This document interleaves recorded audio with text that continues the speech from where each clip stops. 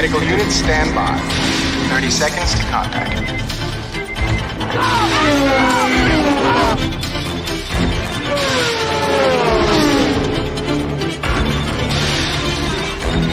20 seconds.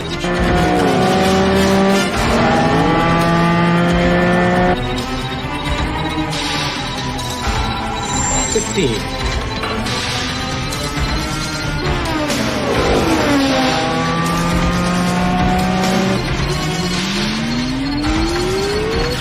10. 5.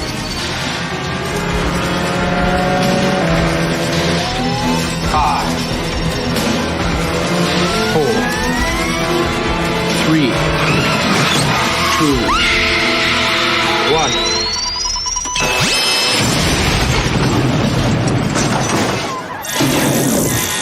We got him. Let's go.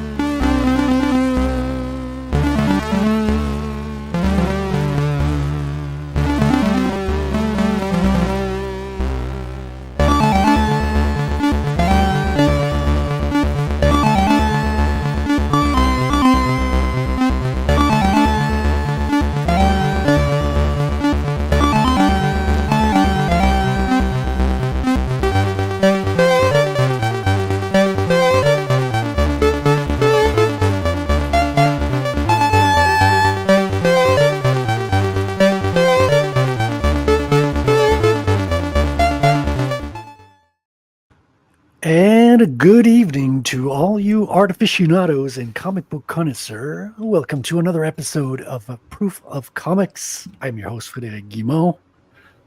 And why must you guys stream such an ungodly hour? Well, Nikolai, we're trying to keep out the bad people, but it seems it's not working. We've got the Aussies are waking up now. Corey Martin in the house. Welcome, Corey. No, I'm just kidding, Nikolai. You'll have to watch it on the replay, unfortunately. But I have started doing some YouTube lives in the afternoon now, trying to get some drawing hours in and streaming at the same time. But enough about me, because tonight it's not about me. It's about our special co-host, who's now on the hot Nikolai tonight. Talk about you, Wrangler. No, I'm just kidding. We got well, let me do things in the right order. First, let me introduce my co-hosts, and then we'll get to the guest of honor. We have Wrangler, as always, Frequency Studios. How you doing, man? Oh, hola. Good to see y'all tonight. Yeah, happy to have you on the show, as always. And we got a new co-host tonight for the event, Gino, also known as, what do we call you? Do we call you Gino or King Bob? Well, since I don't know if you were there back in the day, but my name was actually Captain Bob. But for some reason, Royce can't read. And so he kept saying King Bob. And so my name became King Bob. Checks out. You don't really choose your names, right? It's what people call you. Among us comic book creators and authors, who needs reading? Am I right? Reading. Especially in the age of audiobooks. Well, obviously. Yeah, we got Draw Zombie saying woo. That checks out. That's exactly what a Draw Zombie would say. And our guest for the evening is none other than Lord Otter, our usual co-host.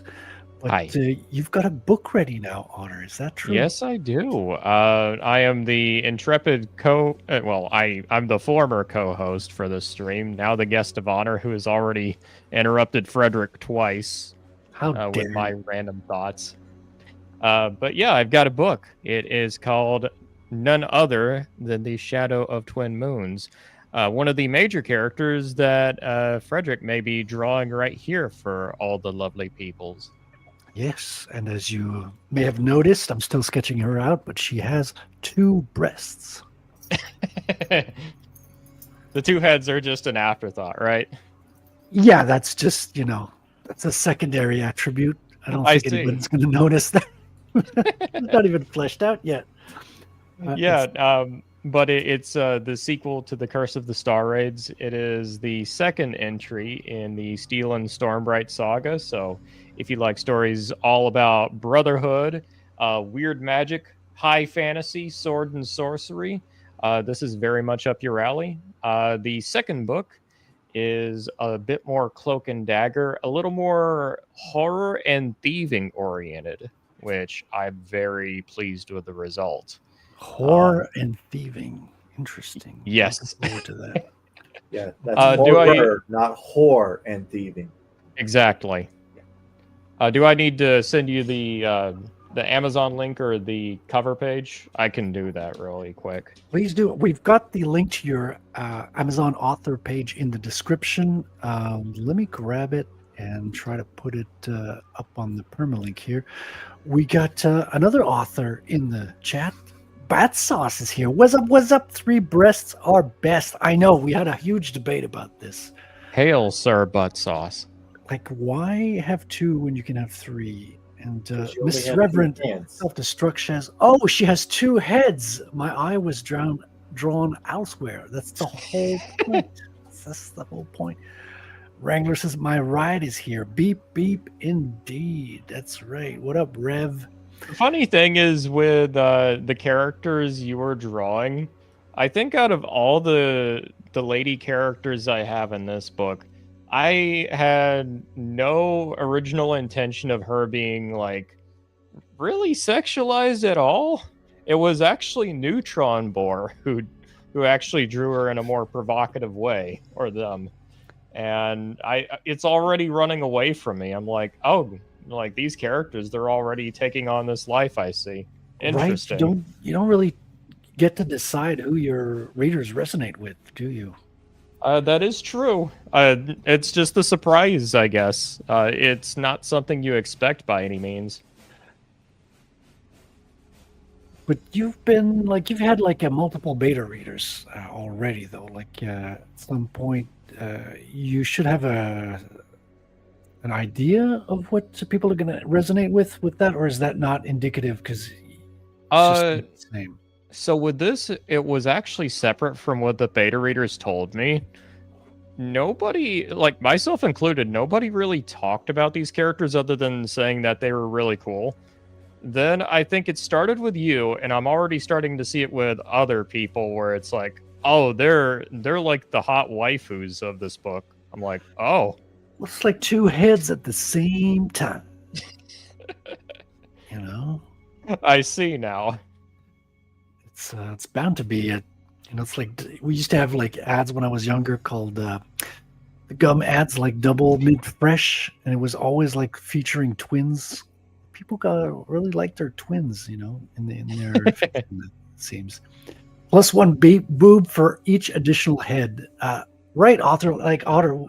I'm calling. Well, you I'm sorry I didn't give them 3 boobs. Okay, I should have been 4. Total Recall. Well, you could still stop the print on the book and intervene and go fix it one last time, right? I mean, true, but at the same time, I'm like, the whole inspiration behind them was like, hey, what if they're Siamese twins, but really just joined from the neck down? Now it's I think the revision is, hey, let's just make them full-on Siamese twins at this point. It's from the waist down. Dude, I'm going to totally take your lost opportunity and do it in my comic. I think I'm going to have a 3-breasted... Because it's possible. I have an AI character who has an artificial body. So at one point, she is given a body to begin with in the story. But then, spoilers, she will start to rebuild her own body because she's taken control. She has autonomy, which is big mistakes. Never give your AI autonomy, folks. Yeah, big mistake. Double your pleasure, double your fun, double mint gum. That is our our sponsor today. At least it would be in a perfect world. Oh God. That's How why many there shouldn't machines? be 4. Well, I Um, can answer that question, but you're you going to have be to buy the disappointed. book, Bad Sauce. I'm not saying the book is going to answer the question. I'm just saying you have to buy the book regardless. Well, the book is going to answer the question because it might be a plot point. It's weird for me to say that, but I'm like, trust me, it makes sense in Okay, context. so you made such a joke that without knowing it, because the French word for vagine is plot. So plot point. Oh my God! It's Oh my layers God. on layers. Why? On layers.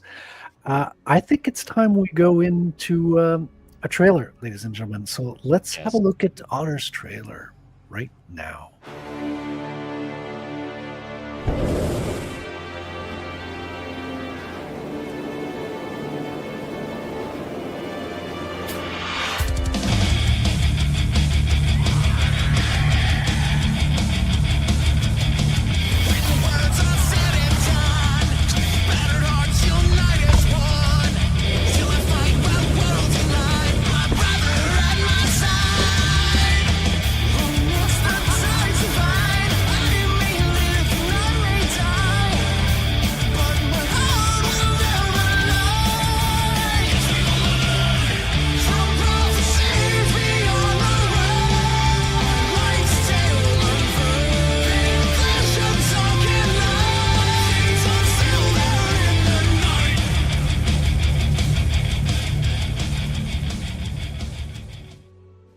There you have it, folks.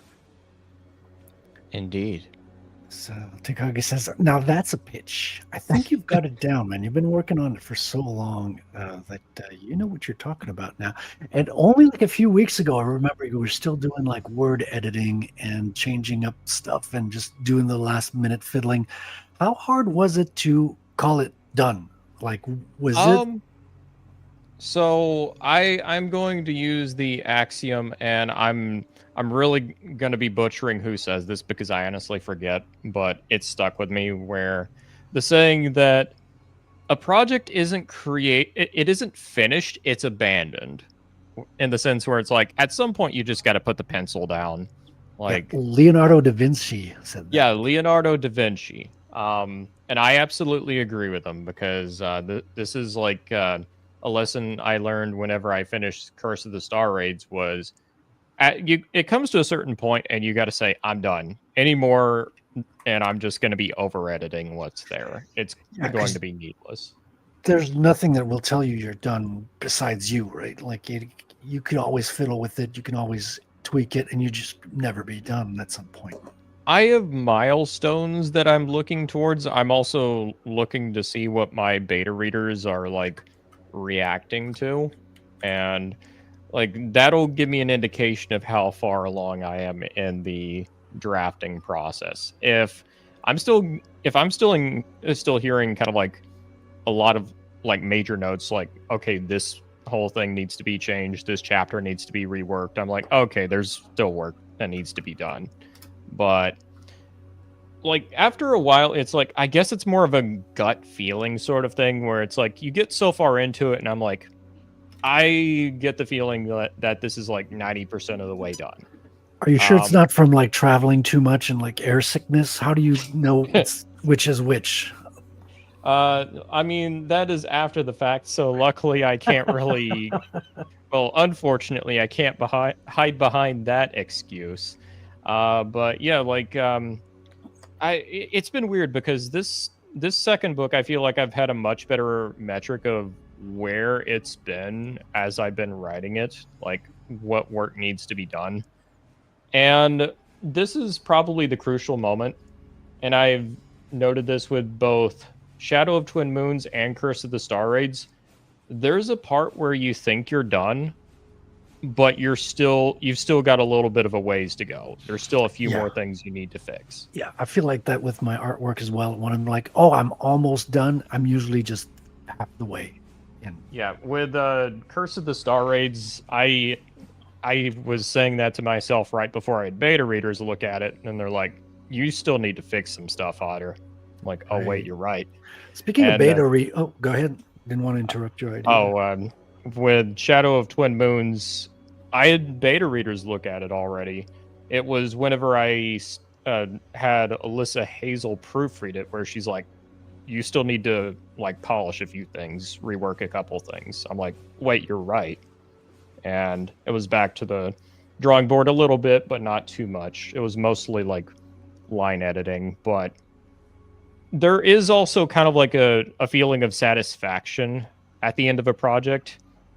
Curse of the Star Raids, I'm very proud of, but it was also one of those projects where by the end I was like, I wasn't like, I was still learning a few things, especially with the like end polishing. This one, for whatever reason, I'm like really confident in what I've got. I'm very confident, in fact.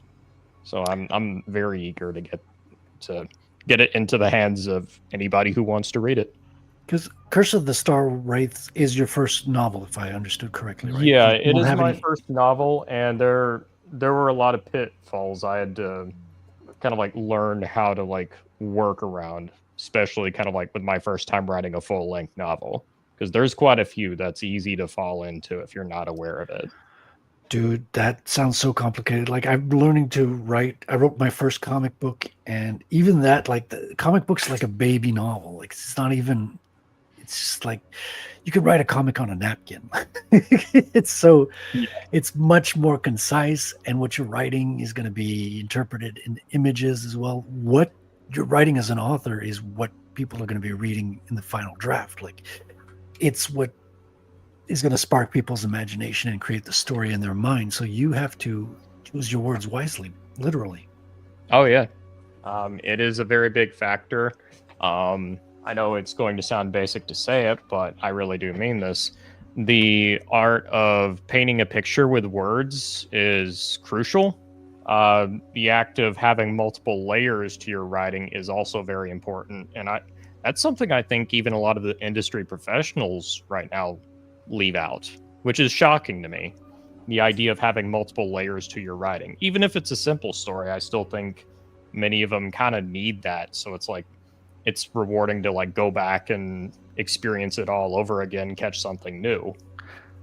So yeah, catch something new. Because are the layers in your book like all things you consciously thought of, or are some of those kind of like emergent properties just kind of like coming out of the woodwork? Because I've been noticing people coming back to me on my comic book stuff and saying, hey, I see these themes, and some of them were not all consciously put in. Yeah, I would say yes to both. Like they're, especially with the novel, like this time around, I was very heavy on the outlining. Like I think I had about like 40 pages worth of outline or something before I got into the first draft. And there is a reason for that. There is a definite timeline going on. But at the same time, there was a lot that ended up changing and evolving as I actually got into writing and revising the story. Because I've noticed this a couple of times now where it's like, I'll have an initial idea in my head and I write it down for the first draft, and it's either myself reading through it or like somebody else gives me, like a beta reader gives me an idea or a suggestion, and it just kind of like grows from there.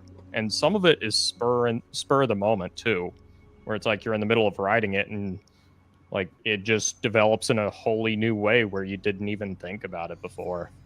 And it's like, I hate to say it's premeditated because it's not really. Where I think reading or art in a lot of ways is kind of like a 50-50 split between like what the author intends and what the audience interprets from it, because it can be something you never even think about as a creator, but then a fan comes back to you and says, oh, here's a hidden theme that I dug into, and I'm like, yeah, you're totally right, aren't you? Oh my god. Yeah. Despite the intent of the author, the book is its own thing at the end of the day. I mean, some of the things you might have not even noticed what you were putting down, or the people will make links that you had not intended or hadn't foreseen in a way. I describe it as it takes on a life of its own. Like it, after a while, it's out of your hands. Like it can be either something you thought about beforehand, something that's implied, or something that just ends up occurring seemingly by happenstance.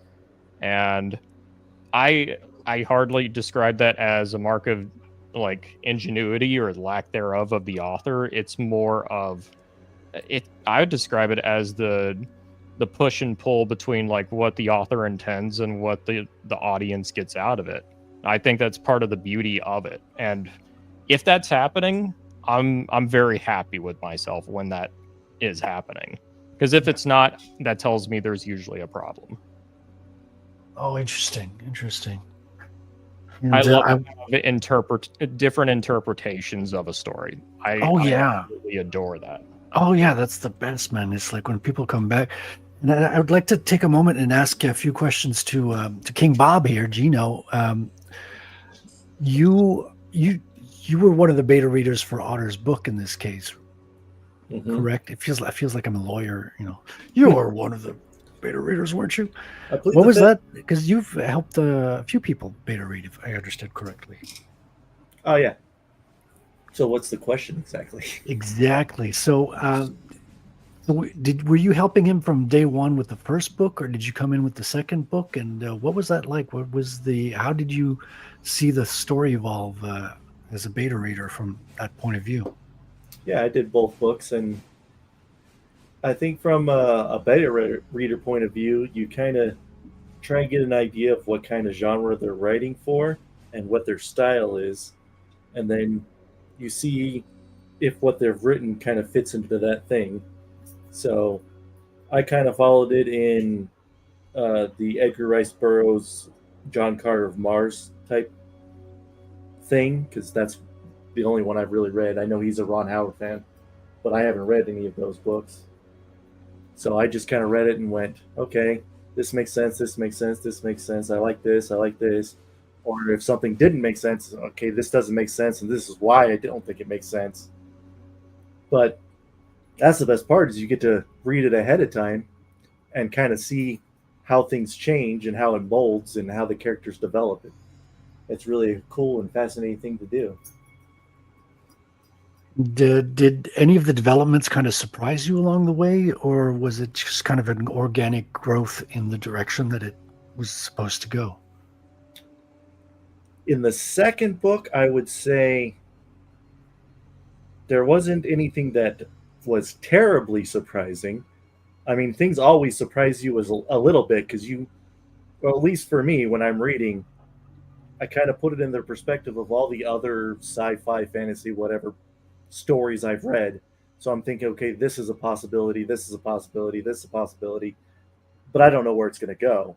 So then when you see, and even then, it's only like a general idea. So you kind of see how it develops and go, okay, that's a cool way that it did this thing that I saw in this video or this book or TV show or whatever. And it's always a pretty cool thing to go, oh yeah, I like that. That's good.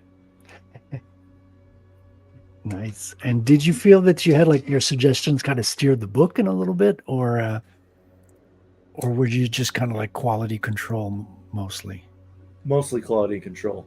I think it was with Curse of the Star Raids. You guided it a bit more. I would say that was the only thing, that ending, that I thought was a little bit better than what we originally had the first time. But no, in the second one, it was all, I'm just going with the flow on that one. And actually, in my opinion at least, if you're doing like beta reading and editing and that kind of stuff, the worst thing you can do is put your own tone of voice and your own way of saying things into the story. You gotta just be like, okay, this doesn't make sense, so fix it your way, instead of saying this doesn't make sense and this is how I would say it, because now you're completely changing the voice. Right. So you're kind of steering the author, but keeping his own voice in there, Yeah, I mean, sometimes I'll make like a suggestion saying, what do you think of this? But even then, it's like, still, I want you to rewrite it your way, but this is an idea of something that might work or something like that.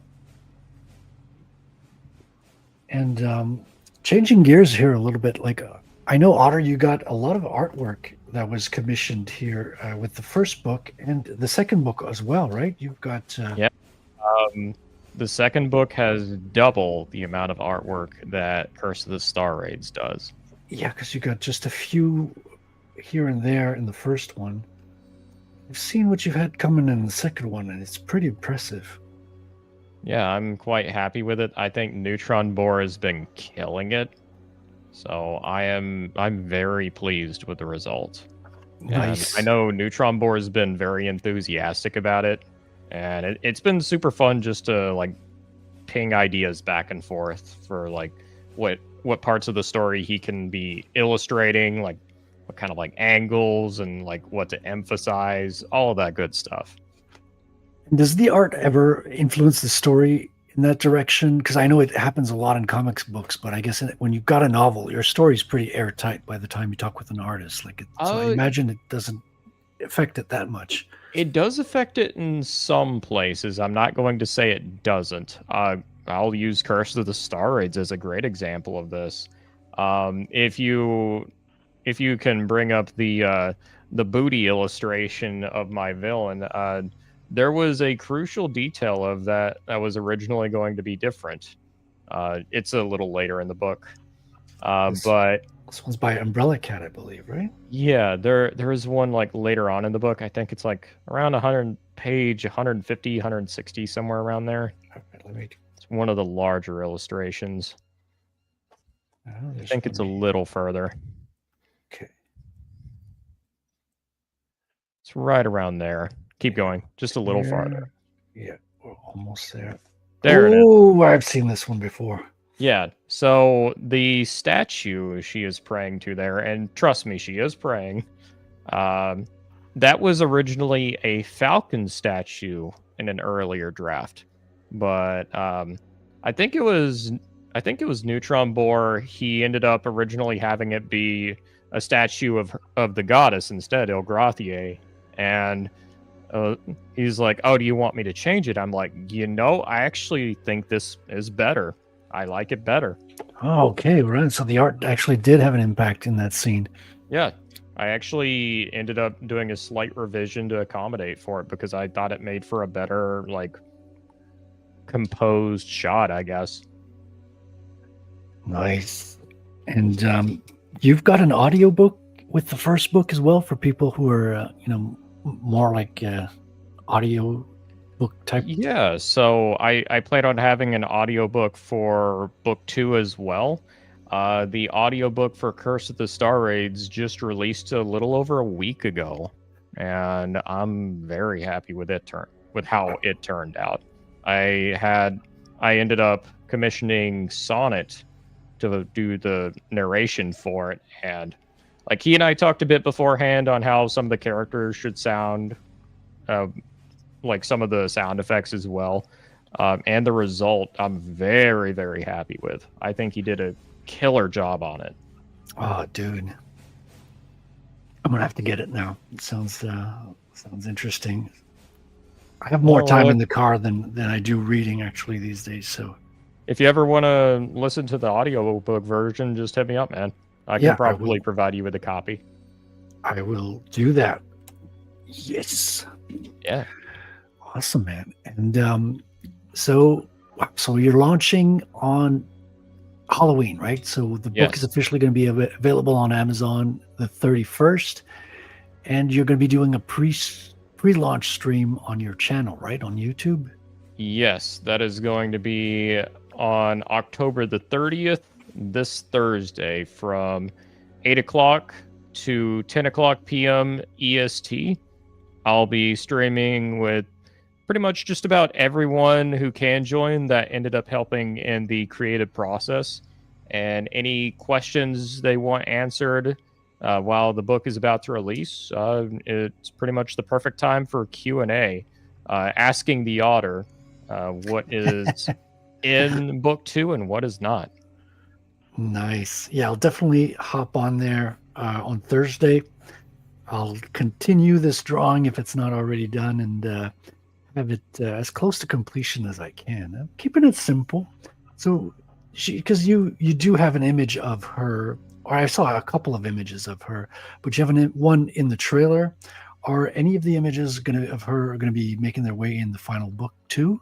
Because I know you're doing a selection. Like not every image is making its way to the book. Yeah, so the two illustrations I showed you of her, both of those are making into the final book Oh because she yeah. is a pretty major character and she does have some vital scenes. Or they. I keep saying she, but it's really two characters just joined from the shoulders down. They them. Yeah. They, them, yes. Pronouns, which makes sense in this case. Did you do any a little bit of research with it? I know I'm hyper focusing on this No, character. no, it's fine. I can't help it. Because She's right in my face right now. But I was curious if you did any research on conjoined twins and things like that. yeah, so I did a bit of research with the first book. This book I did quite a bit of research before getting into the real nuts and bolts of the story, and a lot of it got changed as it went along as well. But a lot of these two twins, they're actually head priestesses for their religious order, which is they call themselves the Children of the Sacred Twins, and there are two moons within this world, the world of Zervonia, and their whole religious order is is pretty much centered on the holiness of the two moons uniting at certain times, like either throughout the year or in certain cases through special ages throughout time, which it's viewed extra holy that these two twins are conjoined as a symbolic union of the two lover moons in the sky. Oh man, that's pretty cool. And it is kind of fantasy setting, right? So people who don't haven't read the first book, and they should definitely get the first one on Amazon. Like, Oh yeah, but yeah, there's some unique twists. But if you're familiar with kind of like Conan fantasy or like Fafhrd and the Grey Mouser or even just like D&D, you'll get kind of like some familiar tropes here and there, though there's quite a few I would argue that have a bit of a twist going on with them. Things might not always go the way you expect them to. Which is what we're looking for in a good story all the time. Yeah. I want to be surprised a little bit. And so people naturally have to read the first one before the second one. These are in sequence, I would imagine. Yeah, generally speaking, they're in sequence. That said, if you really want to check out the second book first, it is still, I would say it's 80 to 90% of you could pretty much like easily pick up on what's going on. Like there is an overarching story, but like mostly I try to keep the books like rather kind of like fairly episodic, though it's not complete, where it's like there is a macro story being pushed along, but it's like each book has its own like strictly self-contained story. It's like for like Curse of the Star Raids is kind of like the origin story for Steel and Stormbright, and there's also the Curse of the Star Raids, that whole kind of like plot line that's going on. Whereas the Shadow of Twin Moons has everything to do with the twin moons in the sky.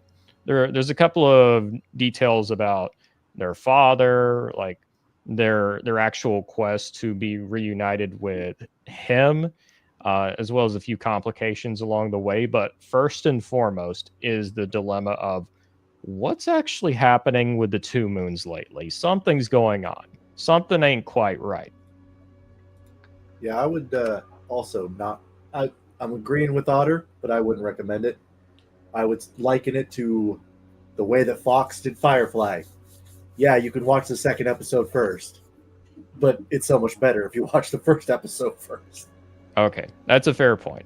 I'll give you that one, King Bob. Thank you. I am properly thwarted in this regard. So do grab the link in the show notes. Get your copy of the first one today, and get ready for the release, the launch on the 31st, to be up to date on Steel and Stormbright saga, I guess. Do you have a name for the overarching story, or is it just Steel and Stormbright? It is just Steel and Stormbright. There isn't a proper name I'd have for the overall saga aside from the actual twin brother characters themselves. They are the focus. At some point down the road, I will likely end up probably doing a spin-off or shaking it up a little bit. I've already got a few ideas in the works for how I'll likely end up doing that. I don't want to say too much though, because those ideas may change. But I have a pretty solid idea for what I've got planned for the two brothers down the road. Yeah, nice, man. Because you've just finished book 2 as well, so like you're going to need to take a little bit of a break and vacation before you think some more about this saga, right? Like you were talking about doing some short stories, doing a kind of different, working on different things after this, kind of like switching it up a little bit to. Yeah, Because you're not going to dive into the third one just yet, right? You're going to kind of refresh yourself, get some inspiration from other directions, other genres or something. What I think I'm going to be doing, and this is the plan going forward, is I'm going to be working between book 3 and another novel, which as of right now is going to be a Western novel. Maybe with some supernatural elements. Honestly, we'll see. Still pretty early on in that whole creative process, but yeah, trying to vary it up a little bit. I do want the Steel and Stormbright saga to be ongoing. I don't want that to be ignored. At the same time, I want there to be a few standalone books that fans can enjoy in the meantime. So I figured I would flex my creative muscles a bit, get out of my comfort zone, and yeah, try doing some extra research and see what other types of stories I can write and have be enjoyable. Right, because having just accomplished like 2 novels is not a small thing. Like I'd imagine it's quite an accomplishment, and then you might want to like experience with other stuff and other stories. And I kind of thinking about that as well with the comic book. I'm like, it's cool to keep this main story going, but sometimes you just want to change it up a little bit, do a little side project or something to make things, spice things up a little bit. Yeah, I think especially having some standalone books is very beneficial. Like the big thing I'm trying to prevent, which is I don't want to just be known as the Steel and Stormbright guy. Even though I have a lot of love for the Steel and Stormbright saga, I don't want that to be the only thing I'm known for. That is the one thing where I'm pretty much thinking to myself, if I want to mix it up, this is about the best time to start into that. Interesting, yeah. Yeah, so I want to experiment into different types of fantasy, some westerns, some horror. Yeah, I want to be an author that is known for trying different things instead of one that is within this safe little box. That is one pitfall I'm trying to avoid as a creator. Right, kind of like typecasting, which would you see with actors will be typecasted. I guess you could have the same thing happen to an author as well. Like if you're working on the same series, you're the guy that's working on this instead of just an author that has a multitude of creations. Right. I want to have a good variety where it's like, even if Steel and Stormbright isn't your thing, you can still go to another book that does resonate with you, and I consider that a win-win both for me as an author and for pretty much anyone that is interested in my books. So you're not constrained to just one type of story. There's several that could grab your eye. Yeah, and I can see the value of a standalone book as well. Like not everyone wants to start a saga. Sometimes you just want to read one complete story that has like a conclusive ending, and it's also like it's a little thing. It's also a bit of a challenge that I'm trying to work around where it's like, and I know several indie creators where I really respect them. I think they're excellent writers. At the same time, I think the farther you get into a series, the tougher it is to sell a book. And it's also tougher to really relate to it. Really? Where it's like, if you are 8-9 books into a series, unless it's just extremely episodic and it's not in order at all, how do you generate hype for that unless you have a really dedicated kind of like set of fans? It's not really going to bring in new fans, but it's like the longer you get into a series down the road, especially for novels, I'd say, it becomes tougher to market it. Yeah, I would have thought that because there's a saying that when your third book comes out, you start selling your first one. Like I hear authors say Right. that all the time. So there's something to be said that when you put out your seventh or your eighth, you'll have new people coming in buying the first one along the way, wouldn't you? Well, that's Yeah, usually so the it's like, and I think this kind of ties into the argument, which is a valid one, by the way, where it's like, I hear a lot of authors recommend if you're going to get started with a first book, start with a standalone. And it's like, I understand why they're saying that. I'm not going to say that's an absolute rule, but the idea is you want to have a variety of work where it's like, you're not bound to having to read this one book, which might be better or worse in order to read like all the rest. And that is generally something where it's like Steel and Stormbright I view as the series where it's like you're going to get the greatest returns for it long term over time. But it's like at the same time I want there to be standalones as well where it's like if you just want a book to read in like a couple afternoons, there you go. Pretty easy, pretty casual, pretty simple, no strings attached. Nice. And that brings me to my next question, which is, how's the marketing aspect been going? Like, especially compared to the first one. Like, did you do like a big push when your first one came out, or did you kind of just drop it out there and just let it be in a sense? Or what's kind of your involvement? Because I know you're doing shows like this one. You've been on Royce's channel as well, doing a little promo there. You're kind of hyping it up, building Yeah. your way to the 31st too. So what's that been like? So this is kind of why this is part of what I see as an advantage for having a slightly slower release schedule. I say slow, even though it's like a 2-year turnaround between books is by no means a bad time.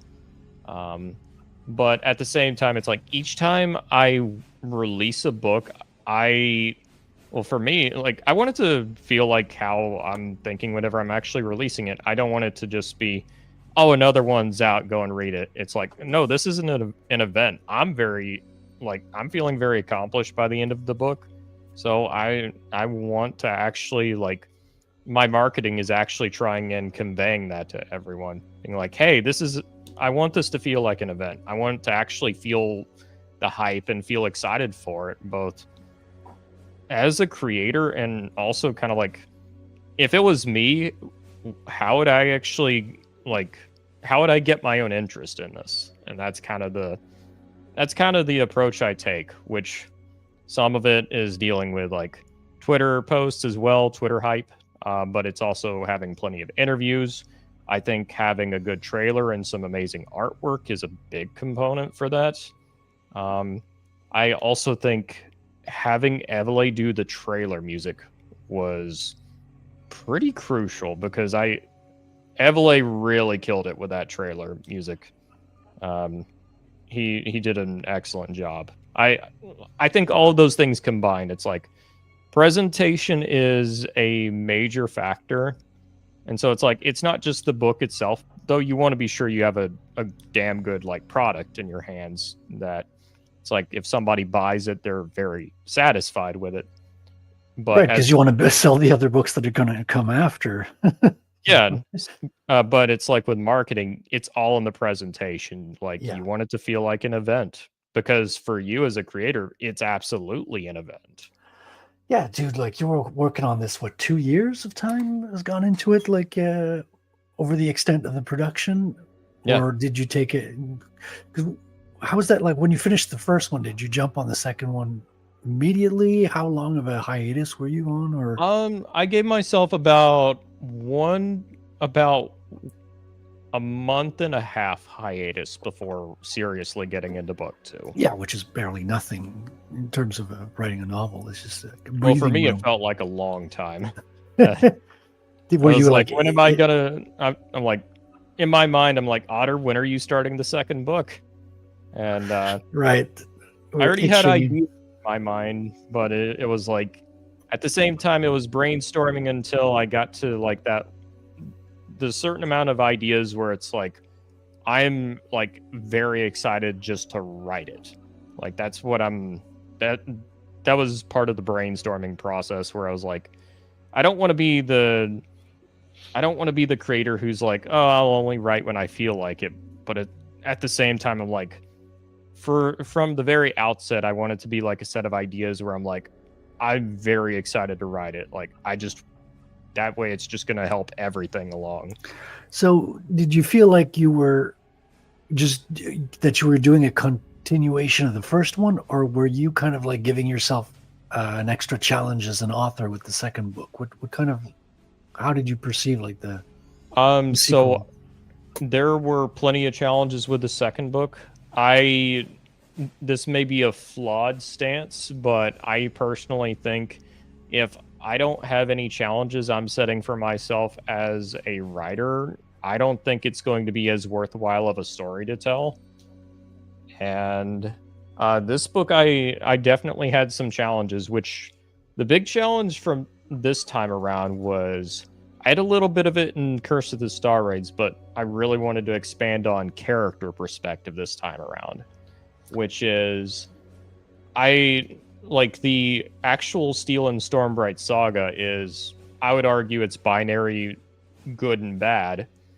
At the same time, characters can sort of like go from one to the other, where it's like, no matter where they lie along that spectrum, I want them to feel human. And I also want it to feel like you can see the cause and effect that led them to this point. And that was the challenge. And it was a really fun challenge, but it was a challenge. That's a trip. Writing is such a new thing for me as well. Like, I've been writing for a long time, but never published anything, never built something to completion. And that makes a huge bit of difference. Like, anybody can jot down ideas and bits here, but it's like when you put it all together, when it needs to be coherent and function as a whole, I imagine that's the hardest part, right? Yeah, like ideas, I would argue about 10% of the battle. Most of the challenges you're going to be having all come down to the execution. There are times whenever you can actually argue that an idea is bad. Look at Middle Earth Golem for a great example of that. But at the same time, it's like the vast majority of problems. What do you mean Middle Earth Golem is being a bad idea? If you pick up a Lord of the Rings game, how many people want to play a Lord of the Rings game where you're playing as Gollum? Oh, okay. I thought, I did the game. I didn't know you were referencing the game there. Yeah, it's like it's a flawed idea in the sense where it's like, why do you want to play a Lord of the Rings game? Well, you kind of want to be like Aragorn or Legolas or Gimli, where it's like you're hacking through orcs, you're going on an adventure, stuff like that. You want to explore Middle Earth. You don't want to play a crack addict. Like, I think that's a bad idea. Crack addict, the game. I mean, we're almost there with Dungeons and Dragons now. Almost. Has being a DM like affected your story at all? Because I know you're very much a gamer. You're also a DM. You've got your own world building that you do with your players. How do you test ideas with them, or is that not at all the same realm of creativity? I don't directly test ideas that I'm putting into my books. That said, I would still argue that being a dungeon master or a game master absolutely affects my writing ability, because I think particularly being a game master, and I would also even describe a similar experience if you're a player, is it helps to hone that kind of like instinctual storyteller in you, which is like, yeah, it's like you're playing a game. At the heart of it is a game, but it's like how you're connecting those, like, these different, like, seemingly random events together. Like, that is actually kind of like developing the inner storyteller in you. Like, I would use the comparison. It's like looking at different parts of history and then trying to spin a narrative out of it. That's how I'd describe it. Well, you also have to it helps you know how people are, like how they're going to react and how they're going to do things. Right. Character perspective is a big part of TTRPGs, especially as a dungeon master. I think the more you can get into like the headspace of different PCs or NPCs or whoever, it's going to really help you as a writer, because perspective is a huge component in storytelling in general. If you can nail down character voice, what characters do and don't know, what their strengths and their weaknesses are, like you've just gained a whole new layer, if not multiple layers, to your storytelling.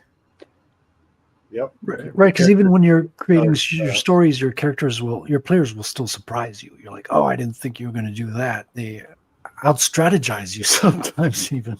It's often, which is actually very beneficial to the writer in you, because it helps.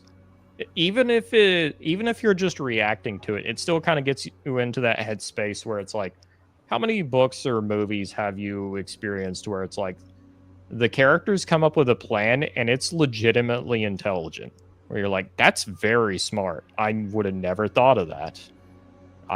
It's a very satisfying experience. And I think the more you kind of get into that headspace as either as a player or a GM, where it's like you're having to react around that sort of creative thinking, that translates directly into your writing, where if you can, you're much more likely to have these scenes where the main characters or the villains even pull out a really clever strategy, and it's really entertaining to experience more often than not. Which we rarely experience in movies nowadays. It's very surprising. It happens every now and again, but it's rare. Like it's in the age of modern movies, it's very rare. Yeah. I would argue. Ever since they imprisoned Harvey Weinstein, it seems like movies have been going downhill. I wonder if it has a connection or not. Yeah, but this is also why I'm a big advocate for reading older fiction. There's still plenty of modern like novels and comics that are absolutely worth your time, and there's a lot you can learn from it. At the same time, I think getting into a lot of like older fiction, a lot of older novels, especially, and poems and different types of nonfiction, I think the main value behind it is it gives you a different perspective. It pretty much dares you to think about things in a different way. And I think a lot of the best stories out there do that in some way, where it provides you with a new perspective that you never thought about before. And are you reading only like novels and fiction, or do you also like go? Do you have like your references in writing and storytelling, and do you have any good books that have like kind of laid the foundation for writing for you, or are you just straight getting inspiration from other people's works directly? It's a bit of both. So this is kind of why I'm, especially anymore, I kind of subscribe to, I think it was a method devised by Ray Bradbury, where it's like every day you want to read a little bit of, like, I think he divided it into like a short story, a poem, and an essay. But it's like you can actually mess around with that formula a little bit. So what I do is like read a chapter from like a fiction book, a poem, and then like a little bit from like nonfiction. And you're getting a nice bit of variety where it's like, this is an actual storyteller, like taking like bits of research and other inspirations and crafting a story out of it. Here's like actual nonfiction research, which is still a narrative in some ways. Like they're still putting it together. There are primary sources, which are a little bit different. And then there's poems, which are like I would call them ground zero for making you think about like the actual mechanics of words in different ways. And imagery, I would imagine, like metaphors, imagery, and I mean, do you think of the sound of words as well when you're writing? Is that a thing that comes into play, or not? Yeah, the phonetics, it absolutely comes into play, but and like none of this is to say that I don't have issues of it while I'm writing. I've had many readers point out to me, it's like, hey, this doesn't sound right for the setting you're going for. This feels a bit like an anachronism. Might want to change the wording for it a little bit. Like that still happens, but I think one of the best ways to start kind of like overcoming that shortcoming as a writer is exposing yourself to kind of like, I think poems are one of the best ways, as well as just older forms of writing in general, which are like very much inspired in a lot of ways by poems. Yeah. When I went to college here, we read the oldest poem it was a French class, so it's a French poem, but it's one of the oldest. You don't even understand the words. Like the words are completely, even if it's old French, so you have to kind of learn it almost as a second language at the same time. But that's kind of a little bit what it puts you into. It puts you into what the language sounded like back in those days, how the words would be formed, and because a lot of our communication is references to modern day things now. I mean, especially the internet has changed the way we talk as well. Like people will casually in a conversation say things like LOL now, even like I think the internet has been probably one of the most poisonous influences on language and vocabulary. I won't cite it as the only negative influence, but I think it's probably the main negative influence towards literacy, towards having a wider lexicon of what you can read. Yeah, but that's fascinating because at the same time, it's an incredible research tool. You can have like references from other authors. You can get book lists and discover things that you wouldn't have discovered otherwise. But yeah, it's limiting our communication as well too. Yeah, I think constraints are a wonderful thing, whereas compare this to the age of the internet where you can pretty much post, like you can word things in however you want. You don't really have constraints on how much you can say or whatnot. But think of it like not too terribly long ago when your main method of communication long distance was writing letters to each other. And you had limited space. Like for one, it was like ink is expensive, paper isn't always in abundance, so it's like you have to find creative ways around this, and that spurs you on to read more because you're actually committing more time and brain power to writing someone. It also means that you are likely going to be thinking of different ways to write words, especially if it's like someone you hold near and dear to you. You are especially going to be looking at stuff like poetry, which a lot of poetry is romantically inspired as well. So I think the very act of writing physical letters inspired a wider lexicon of words and vocabulary. Then they invented the telegraph and everyone just started texting each other and it all went to hell.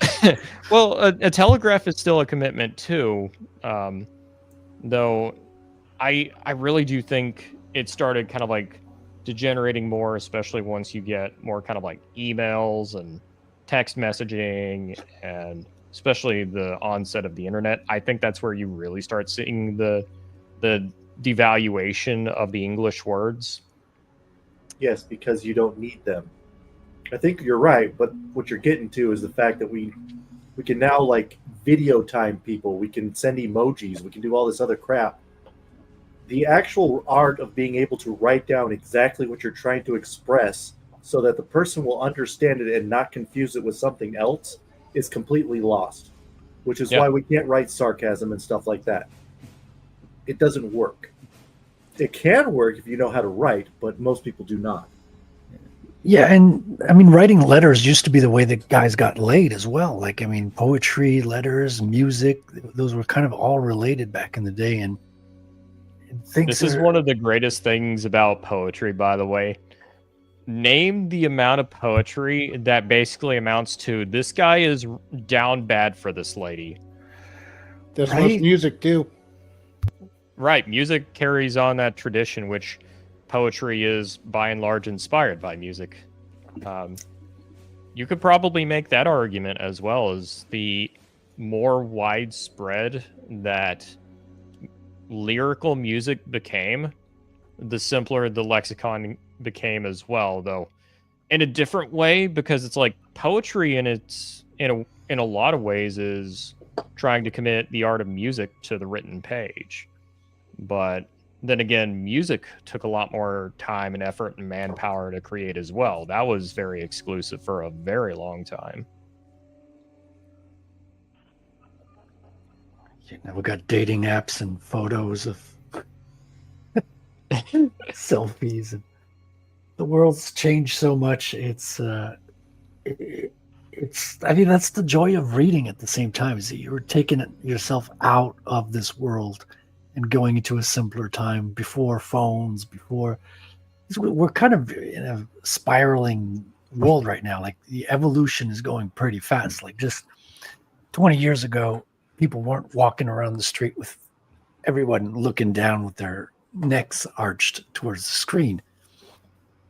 Like, yeah, I think that's kind of the allure of going into fantasy as well, is going to a more human connection, a more human experience, going to our roots in a sense.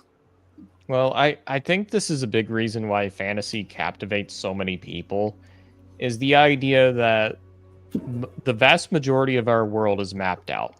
We have become hyper analytical towards everything we do. Like, a lot of the mystery of the world has been removed. And I think a lot of people long to have a mystery. And I think that's a big part of what makes fantasy so alluring, is that whether it's a different time or a different world entirely, you're being exposed to new mysteries that can have plausible or implausible explanations for them. Yeah, the mysteries we care about, that's for sure. Yeah. There's plenty of mysteries, but we just don't care about them. Right. Sheldon asks, people started getting dumber once they started writing on rocks and paper. We used to remember everything with our minds. You youngins have it easy. Well, I mean, yeah, the storyteller in the tribe, yes. Generally speaking, though, that's not true. That does make me think of... yeah. It makes me think of Robert E. Howard, how he got into writing short stories. Was he actually, for him, the struggle was writing everything down, because he loved to just like verbally tell stories to his family and friends. Like he lived for that, but he was like, the struggle is like, wait, he had remembering the friends? stories and writing it down. What are these friends you speak of?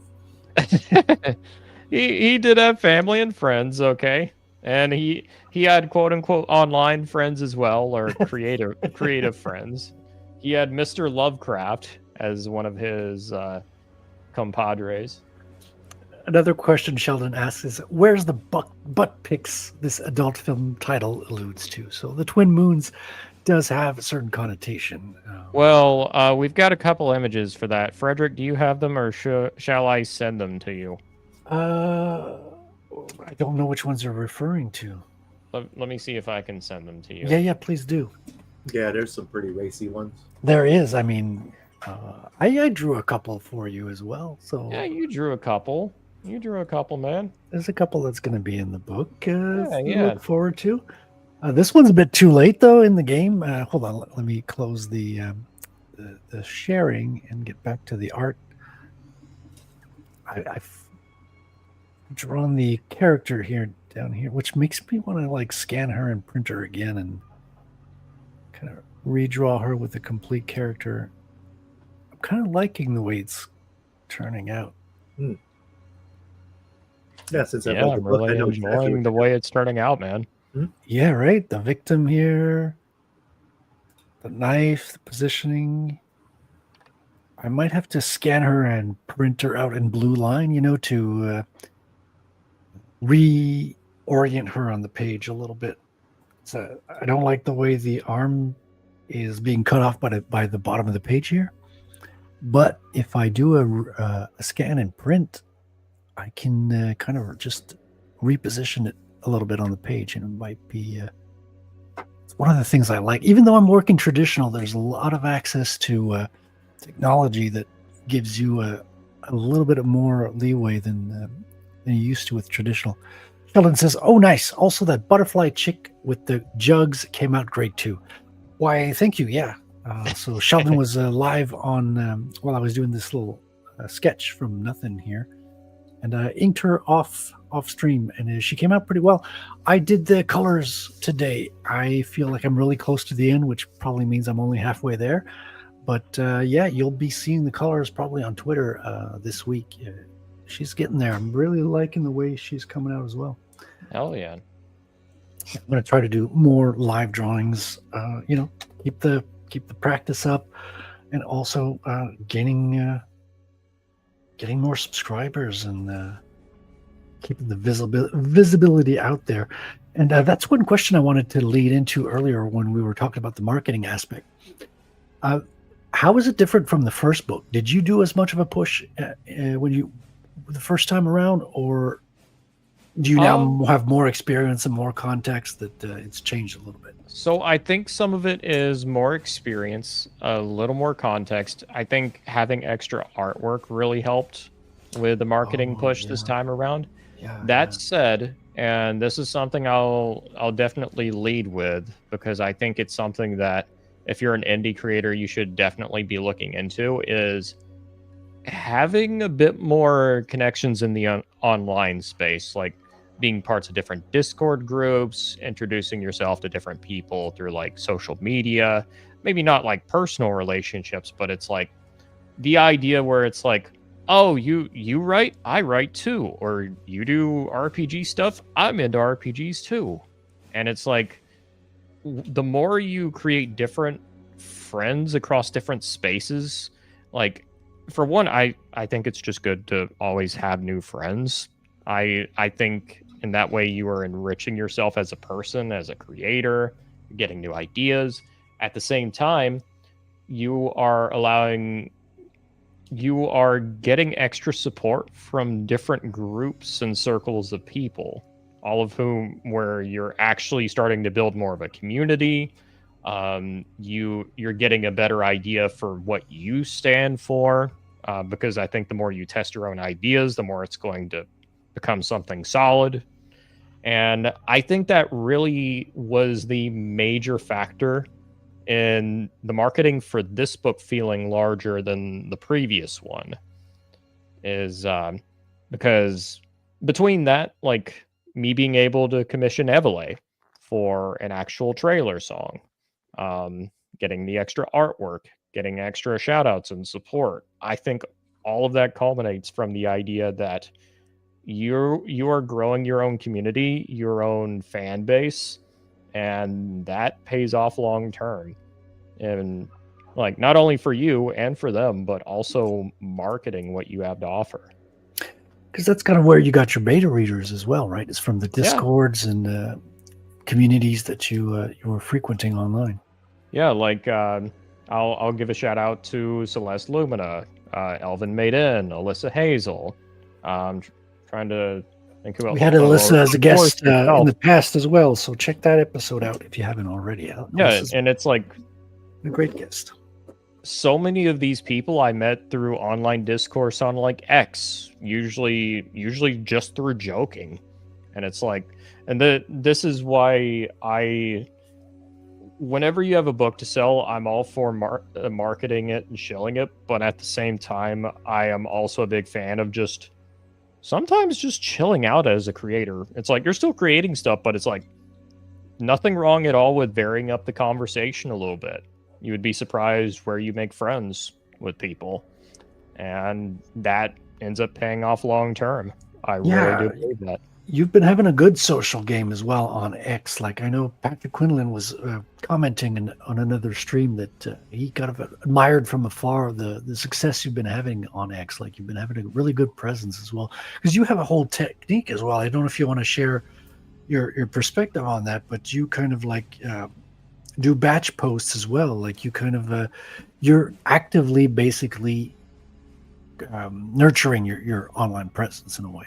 Yeah, and like there is a technique to it. Like one, and like I have no shame in like saying this. Like I like at most of my original posts, like it's me combining two different topics I'm very passionate about, and that usually ends up creating something I want to discuss. And I got to Yeah. stop you here because you have like the most. I love the technique you told me about, and stop me if you don't want to talk about it. But No, go ahead. Don't you roll dice to figure out what your posts are going to be for the week? Is that not? Yeah, because I'm absolutely terrible at starting conversations. I find that hilarious, man. So you Yeah, got like because it's tables like a D&D dungeon master, and you got to roll dice, and you put your ideas together from the tables you built yourself, right? Yeah, and like I hardly consider it a cheat, because it's like my struggle is like, so I think I'm good at like carrying on a conversation about something I'm passionate about. Sometimes though, I struggle to think what I well, not struggling to think, I struggle to remember what I'm actually passionate about because I'm a little ADHD in that respect. So my solution to the problem is I basically have like a D12 table or something like that in true TTRPG fashion. And it's like each number is like a different topic I'm very passionate about, and I'll roll twice. And it is me taking those two topics and trying to combine them. That's where the vast majority of my original posts come from. That's Me freaking talking about brilliant. two different things I'm very passionate about. I've been thinking about that all week, man. I've got to put my table together. I think it's so original because we do hit a point where we're run out of ideas at some point, especially when you want to nurture an active presence online. Eventually, you just can't squeeze more toothpaste out of the tube. You need a way to keep the ideas fresh and kind of mix it up a little bit. Yeah, it's also a case of like, and this is kind of like the weird thing about social media is social media rewards consistency. It punishes you if you post too much at any one point in time. It'll slightly punish you if you post too little, but finding that sweet spot where it's like you're adding your own voice to the conversation. Sometimes you're commenting on other people's stuff, but it's like that kind of like push and pull. I think that's what I've learned really helps out the most. And this is not something I myself have really figured out. I've had help in this regard. Like I think Elvin Maid and Alyssa Hazel both have given me great tips on this, where I'm not going to say it's the only factor, but it is one of the major factors for like marketing, meeting new people, like getting a bit more of an online presence. Homer's pretty good at that as well. He's been giving me tips this week and giving me kind of hints, trying to get me to, finish up the YouTube channel presentation and things like that, and finding ways to kind of fill it up with shorts and lives and things that kind of build it up. Yeah, absolutely. You've got a YouTube channel as well. Like I knew from time to time you'll do like Friday art streams. Yeah, it's been a little quiet over the last month or two. For one, I've been trying to get a lot of stuff together with my with Shadow of Twin Moons. The other factor is I've been on the road over the last couple of weeks, which has definitely affected things. I'm trying to get back into it though. One way I'm getting back into it is this Friday. I actually plan on having a special Halloween gaming stream. It's kind of like a second hurrah for this, for the Shadow of Twin Moons coming out. It's going to be a few of me and probably Umbrella and one other person. We're just going to be playing video games and just kind of chilling out and relaxing on top of the usual jazz. But yeah, what are you playing lately? What's your go-to game nowadays? See, I think what I'm going to be choosing for this, it's going to be a weird one, but it is going to be Fighting Fantasy Classics, which is choose your own adventure novels. I think that's going to be a fun one to stream. Wait, hold on. I'm not sure I understand. This is a video game we're talking about? Yeah, so it's like a video game version adaptation of a choose your own adventure novel. Oh. Yeah, they've actually got it on Steam. I played a bit of it before. I got my ass absolutely handed to me. It was a lot of fun. So is it a lot of just decisions, you like text-based decisions a lot, or is there a more action component to it as well? There are a lot of it's decision making, but there's also like a dice rolling aspect to it as well. There's actual like character stats and stuff. But yeah, it also has a lot of the usual like choose your own adventure like cheese. It's like there are insta death traps or stuff that you're clearly not meant to do, even though you can do. Dude, I used to cheat on those books when I was a kid. It's like, Yeah. if you do this decision, go to page 93, and if not, then you go to 93. You have died. I was like, no, that's not the decision I was going to do. Hold on, let me just roll it back a little bit. Yeah, I've done that before too. Yeah, I rebought one of my favorite ones because I used to have a collection of them, but I've lost them since. But one of them was a cyberpunk, like Mad Max kind of story as well that I had bought the first time I moved to Ontario. And it was a French version of the book as well. We got Tank in the chat. How you doing, Tank? Hail, Tank. Welcome. He's been offline a little bit. Looking forward to you get back to streaming, Tank. We miss you, buddy. Hopefully you'll be back on the saddle pretty soon. Chad. Say again? He's such a giga Chad. Yeah, dude. Like he's got a whole harem of digital babes and waifus that will just dance for him endlessly. It seems. I don't know how he keeps them dancing like that. He must be one hell of a digital pimp. I just need to get you, Tank, Ferret, Omer, and Corey Barton all on the same stream, and you're all trying to draw Miss Two-Head Lady here. Oh, that would be a blast, man. I would be down for that. My computer is down for a hot... I know, man. We got to get you a new computer or something. Got to get you some Ko-Fi and fund it up again. Speaking of which, I've got a Ko-Fi now. It's in the description if you're so inclined. But while we're talking about dancing babes, let's have our usual dancing babe, because it's been a hot minute and we haven't paid our obligatory honor to our very own Sabrina here.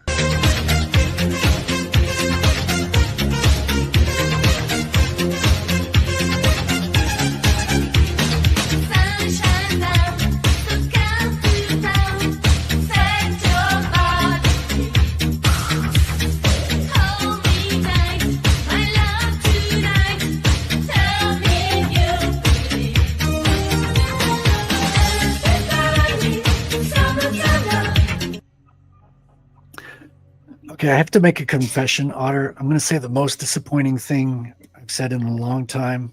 All right.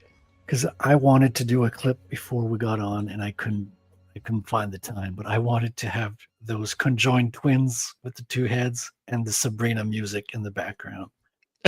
And it would have been so hilarious, but I could not have made it. And I know it's disappointing to say an idea you had and couldn't make happen. But we can just get Grok Imagine to make a couple clips, and then we'll just like cut the Sabrina music to play over it all. Or just, dude, Grok Imagine two heads on the Sabrina. That would be even better, man.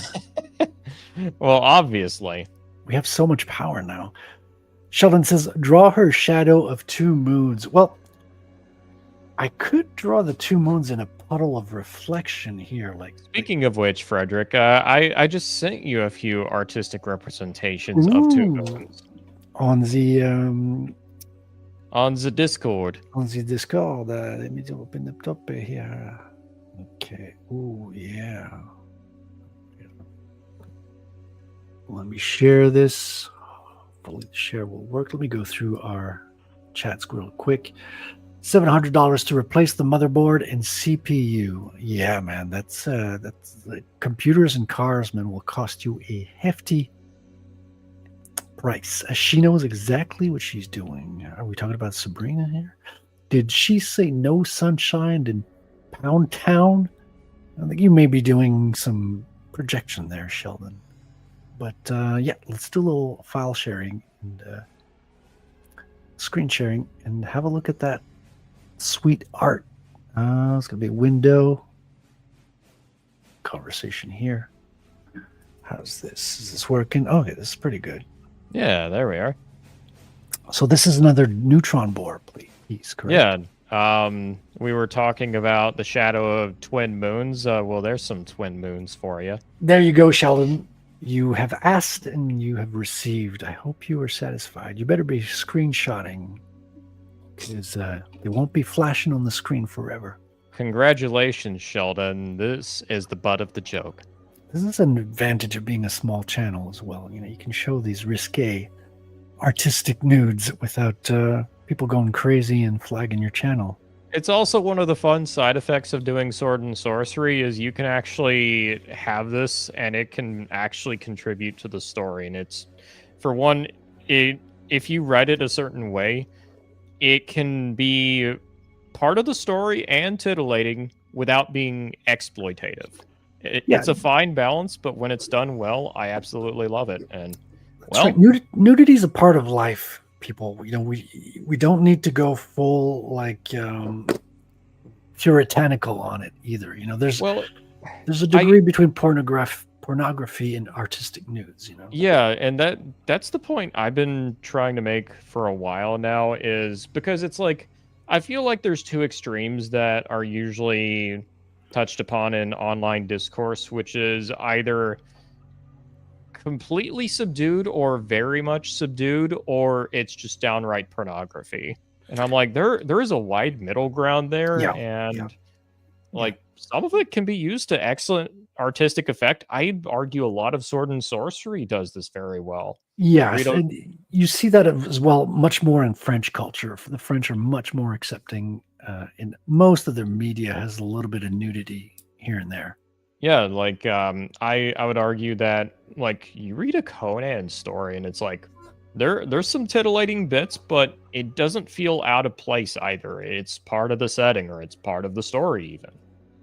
Exactly. It doesn't mean there's an in between. It's all not all porn. People get all excited when they see boobies because they're not used to seeing it in the world. So they jump the gun and like you say, they go straight to pornography. You know, it's like there's an in between here.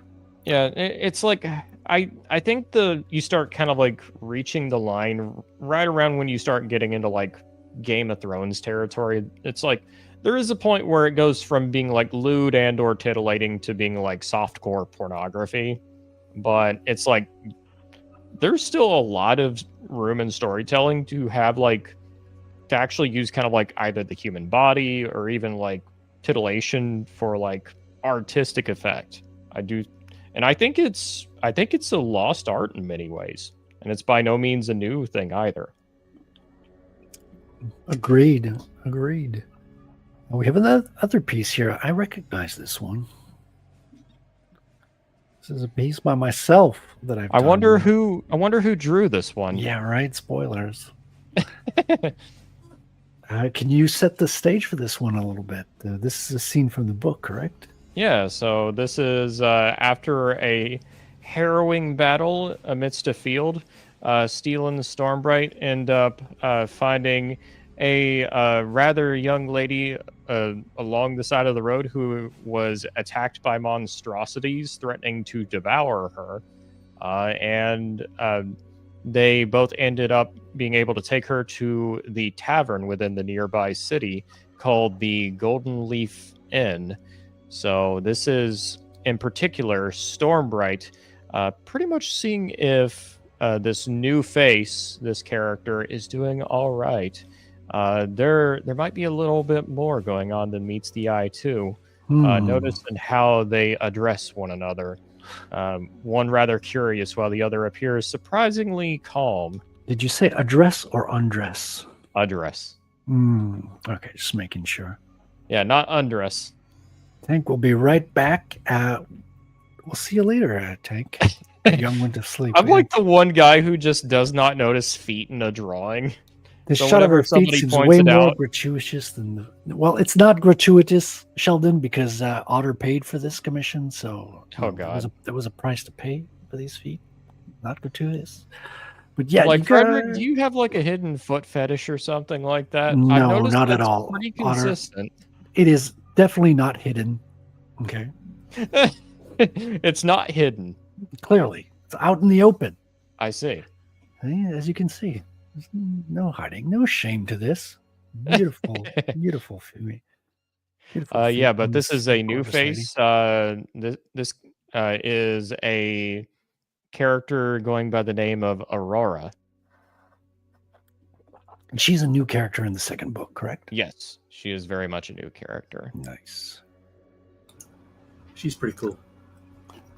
Oh, got another one here. Full color this time. Yeah, and this is the one, alas, I will not be able to put into the book mainly because it is color. You tease.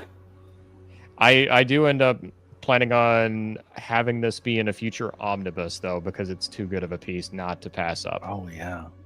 And you couldn't just, like, black and white her? That wasn't an... Well, I could. This was something that was... So I'll actually give the story behind this because I did commission Corey for this one, and I'm still very pleased with it. This was something that was kind of suggested in the beta reading phase, where it was like, I originally had this plan to be in the book, but it was beta readers who suggested I omit it for the time being, because it was like the piece itself is good. It's just for the actual context in the story, it ended up detracting. Oh. So it was one where I had to kind of like wipe away a tear and be like, okay, I'll keep it out of the book for the time being. But I still want it to be like part of an omnibus as like extra artwork because it's too good. Like Corey Barton did a bang up job for it. Oh, absolutely.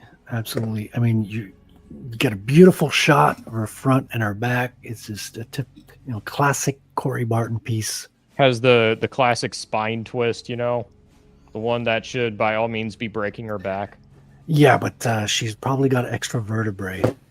That's what my headcanon is at. Aurora Danon. What's the reference to Danon here? Am I not getting a joke here? Isn't that the name of the princess in Willow? Maybe. No, not Aurora. That's Allura. Allura Danon. Holy smoke. That is right. Holy smokes. That's our very own Corey Barton, who's in the chat sometimes. I don't know if he's still listening, but if you're out there, Corey, good work. You see, this is one I would argue is an advantage. Like, I do think there is artistic merit to having some titillation in your stories. It's not an absolute rule, of course, but it's like this is the antagonist, the primary antagonist, where it's like part of their culture is depravity. So it's like for her, like sexiness is not just kind of like eye candy, even though although that's part of it, but it's literally kind of like a weapon to be used. Like it is an actual it's just as much of a tactic, just as much as like actual combat prowess is. I mean, there's a saying like an undressed woman is an armed woman. Yeah. So very dangerous. She's very, very knowledgeable in this regard. And no, I'm not just trying to say she's a slut. She is actually quite a cunning individual. She is very selective about it and I have another question, but be very careful how you answer this one. Okay. So are these Let's hear female characters based on any people you know? Are you basing these on women you've met in your life? Or are they just a pure fabrication of your imagination? So it's kind of somewhere in between for me. I wouldn't really say there's like a one-to-one case. It's more kind of like a mix between like people I've met personally, but also kind of like some of this is also a bit, I would argue, it's a critique of how it's sort of a critique of how like you have like woke culturalization and you have the opposite of that, which is kind of like classic damsel in distress, where it's like I see both of these tropes, and it's another case of where I feel like two extremes are being highlighted, where it's like it's either helpless damsel in distress or full-on girl boss, like, I'm not attractive, I'm just taking charge of the situation. I'm like, let's have a mix of that, where it's like, this is a sinister organization, but at the same time, this is like full-on femme fatale too, where it's like they know how to use sexiness to their own advantage. So, like, to more than anything, I would describe like my antagonists as like they're femme fatales, sword and sorcery femme fatales. That reminds me of what is it called? There's I mean, like there's many programs where you have like sexual based spies that kind of like infiltrate, like kind of like we see with the Chinese spies. You know, Ling Ling. What was her name? Oh yeah, Fang Fang. Fang Fang. Oh, that's the one. Yeah, yeah.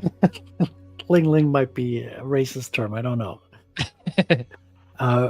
But yeah, so is she a little bit like that? Like she could infiltrate or get power over the male characters by seducing them, and so this is kind of like part of the actual like fun for the character for me is that, by all means, believe it or not, she's actually a military general. mm-hmm. But here's the fun thing is that the main characters are teenagers, and their whole like the villain's order is basically we're worshiping a pleasure goddess that is also declaring war on the world. So it's a unique situation where it's like, I would describe the whole villainous culture is pretty much like a critique on.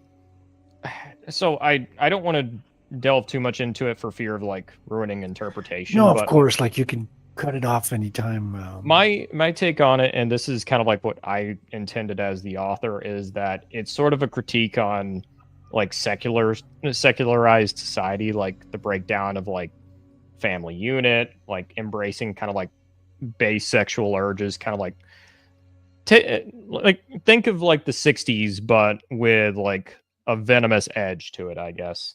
Oh yeah. Where it's like depravity at its absolute extreme. And it's like, take a zealot who is fully devoted to this cause, who is also a military general. How would she behave?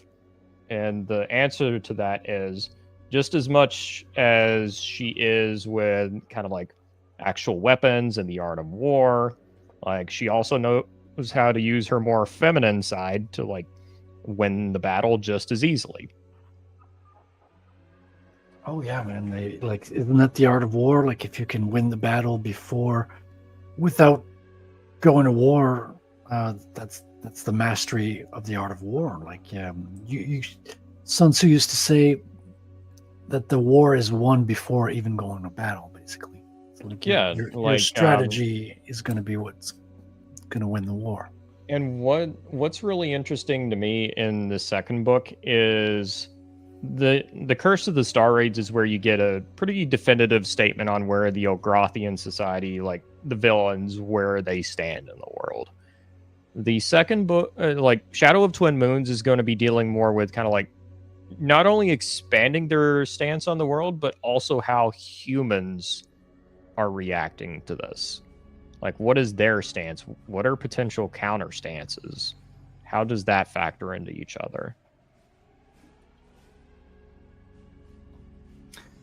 That's fascinating stuff, man. And do you already have kind of like a vision of where this is going to go, like with the third book? Or I have a vision. One thing I very much want to do, it's kind of something that is I've been very much intending, is so both this story and the previous are primarily female antagonists. My third book, one thing I very much want to do, and I think it's going to be an equally interesting conversation. I want to have like a polar opposite, like buff male antagonist to see, like mainly to shake things up. I also think it's going to be a really fun contrast. I really do. Interesting. Yeah. Because so you were going to, you were too much seeing women as the villain all the time. Basically, that's what I'm getting here. Not exactly. I'll say yes and no, because it's like the Ilgrothian society is primarily matriarchal. That's why you have more kind of like female villains more often than not. Like Curse of the Star Raids has a few male villains, and this one has one major male villain, in fact. But I think what's going to be happening for book 3, this is something I very much want to happen, is having like the primary antagonist be kind of like, I want to see like a polar opposite somehow. That just like, I think that would be fun from a storytelling perspective, and also just kind of like, I don't know, providing a nice bit of variety. Like, I don't want to just hammer home the same like storytelling beats over and over. I think that's boring. Yeah, you don't want to like your novels to feel formulaic at any point either, right? Right. And it's like I know plenty of authors who like to write formulaic stories. Good for them. I have nothing against it. That's not the type of stories I want to write, though. I want there to be some familiar tropes, but I also want to build and occasionally subvert some familiar tropes as well. I want to keep the audience on their toes a little bit. And dude, like the authors with formulas, like they've got to be like jumping into the whole ChatGPT thing now, right? Like, I wonder if those those Harlequins, there's so many of them already out there. You could just like feed them into an AI, and they could probably just start producing mass books of formulaic, love stories or something. I think there is one advantage to having formulaic stories is, as a writer, it allows you to write stories fast, like really fast. Yeah. Because you've got like the same base template, but you're just putting minor variations on it each time. Like at most moderate. There's only a few sagas I can think of that are technically formulaic, but they are able to put enough of a twist on it each time for it to feel fresh. But that's very rare, and I've only seen it a few times. And to be quite frank, at the same time, like all stories have structure, so you never get 100% away from a quote unquote formula, in the sense that all stories have a beginning, middle, and end. They have conflict, they have resolution, so you're going to have all these things in every book, except like maybe high art or, experimental books or, nonfiction or things like that. And like for me, I kind of want to walk that line between there being a little bit of a formula versus just experimenting and seeing what can actually be done. I think that you can go too far with that. I've seen some stories be a bit too experimental. And usually what I've seen is the direct result of that is a very unsatisfying conclusion. So that's where I think having some sort of formula can be very advantageous. At the same time, I'm like, there are certain parts of the story where it's like, I want to see what I can do. Like, I'm sure this has been done in some capacity in other cases, but let's just experiment. See what's possible.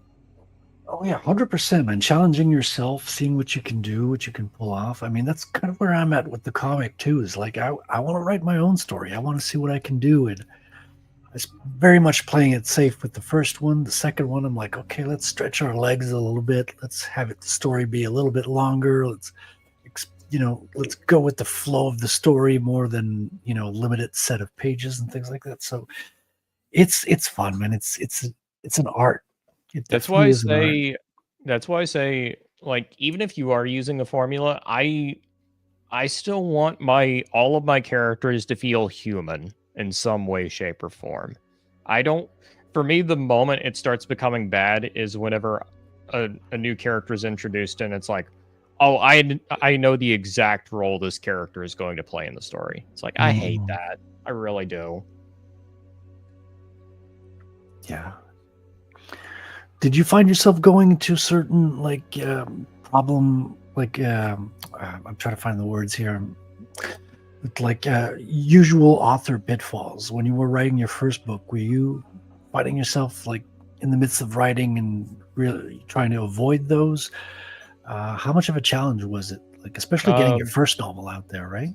For Curse of the Star Raids, I think I fell into several writing pitfalls, which I'm kind of glad that I did. Like, best way I can describe it is I fell into them and I had to find unique and creative ways to dig myself out of them.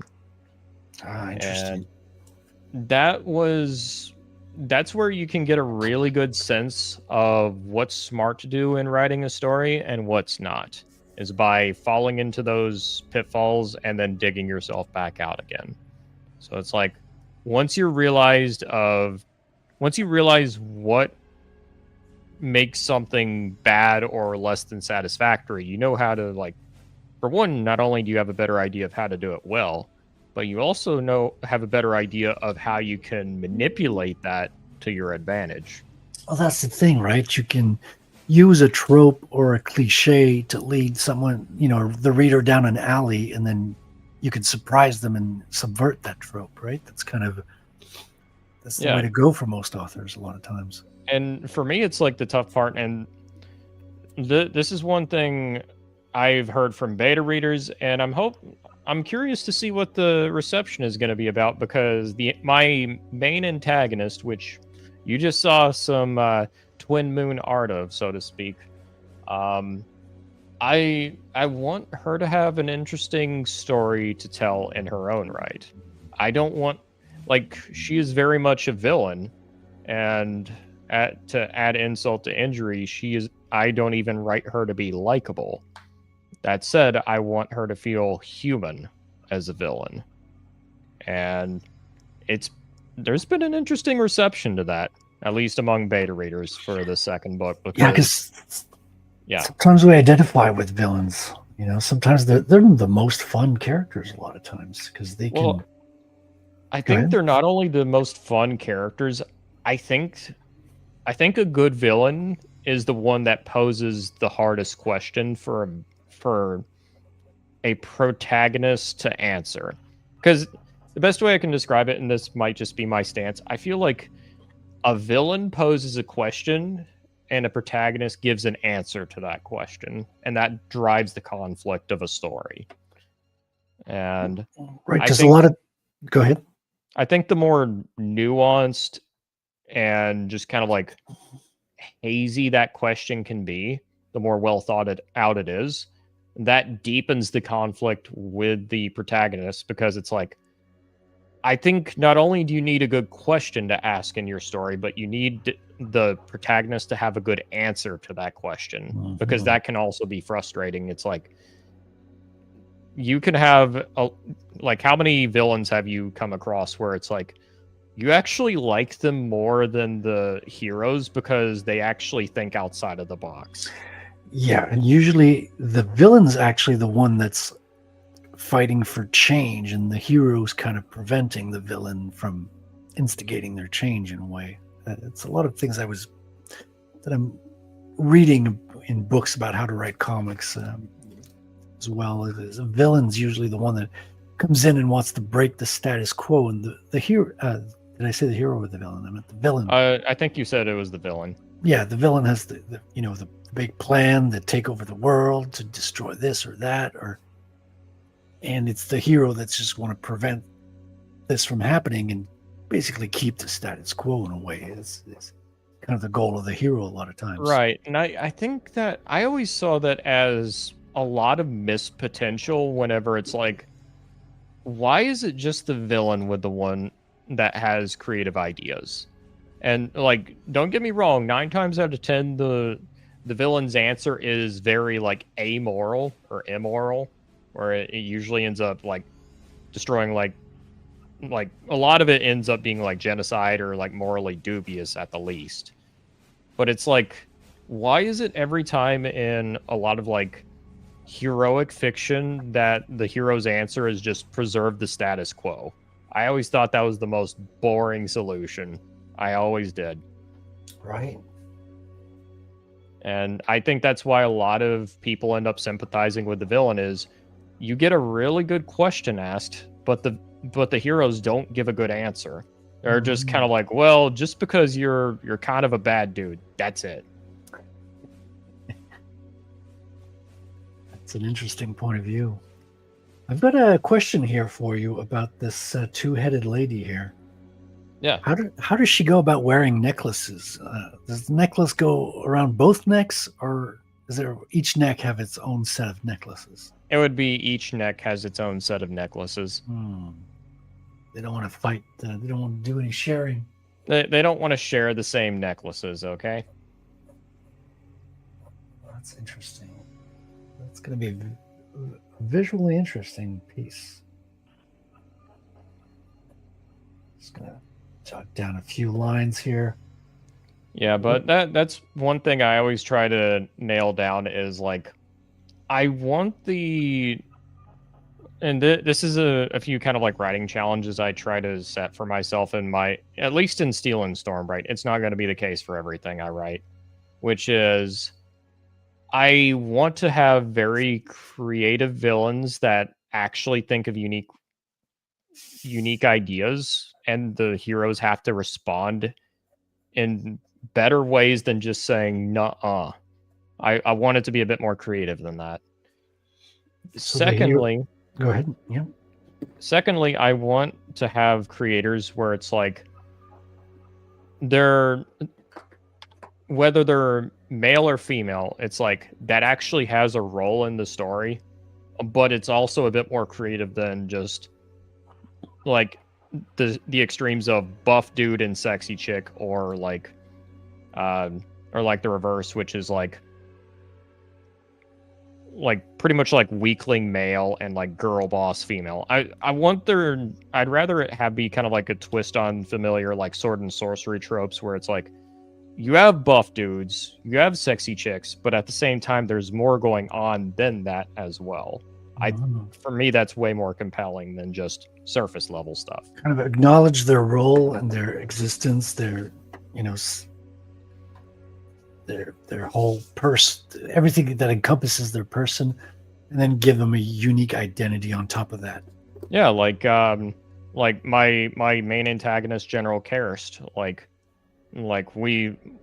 she's got the booty, of course, but even that has a reason. Like, for one, she's chosen among her goddess, which is, well, for one, her goddess is a pleasure goddess, but two, she is a falconer, which in their culture is a special kind of like basically champion role among their kind, which is a firstborn daughter is chosen by their goddess Ilgrathier and granted a drop of her blood, which like essentially like it enhances their beauty, cunning, and like by all means, like General Karst, she is stronger than your average man because of that. Even though she doesn't look different, she is still stronger, which makes her a deceptive threat. Do we have any images of Karst? The two of the ones that I sent you were of Karst. Let me pull it up again. Yeah, the spine twist one is definitely General Karst. Ah, okay, I see. It's worth pulling up again. Hold on.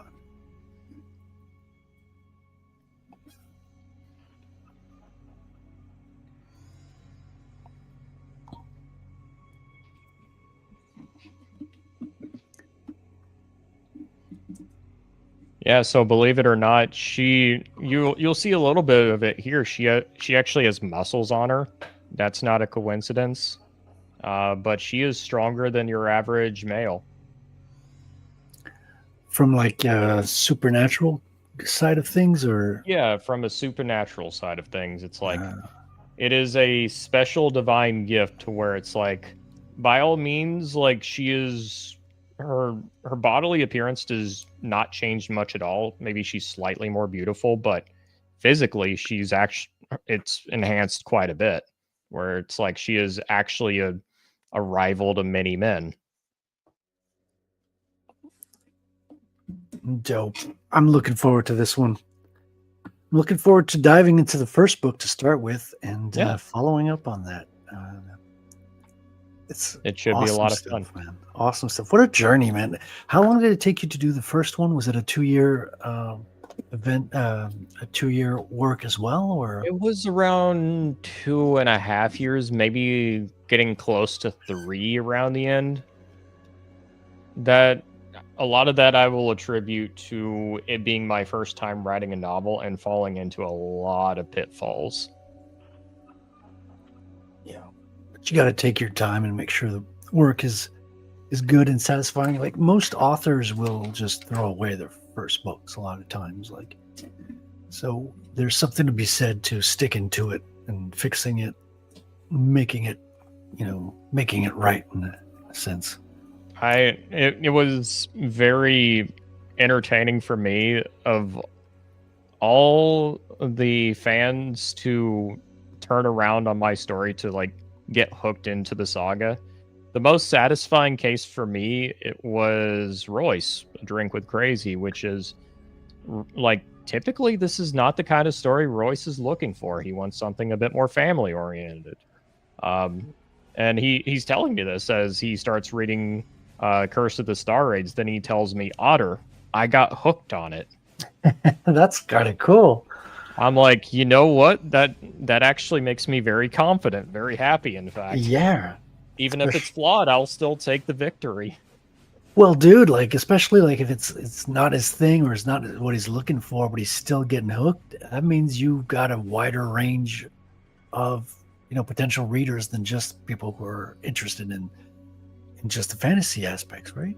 Right, and that's what I was hoping to get, where it's like, if I'm able to do that, that tells me this. Hopefully, the story has a bit more. The questions and answers being posed have a bit more weight than at first glance than what you'd normally suspect, which is what I really want. I want a story or a saga that just sticks with you.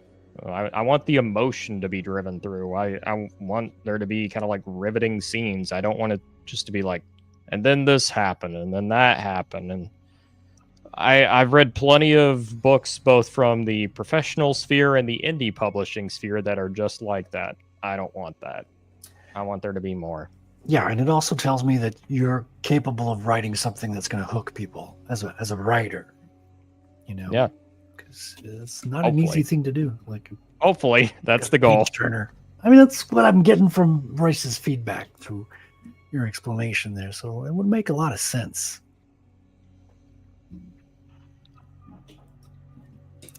Wrangler, are you still around? He is away. He might be. I've disappeared. I'm floating through space. Yeah, I believe you. I see. It's dark out here. Need a blanket? It How about sounds like just an extra sweatshirt. I'm good. it sounds like okay. you're in the pit of oblivion the way you describe it. We're nearing towards the end here. We're almost at chill time, Wrangler. So I was wondering if you had any questions for our guest tonight, Otter. Not really. Nothing that wouldn't end up going into spoiler territory anyway. So, I mean, you guys kind of covered a lot tonight. And Fair. Yeah. Gino, did you have any questions for Otter before we wrap up? No, I think you did a great job. Awesome. Well, you know what that means, folks. It is spiel time.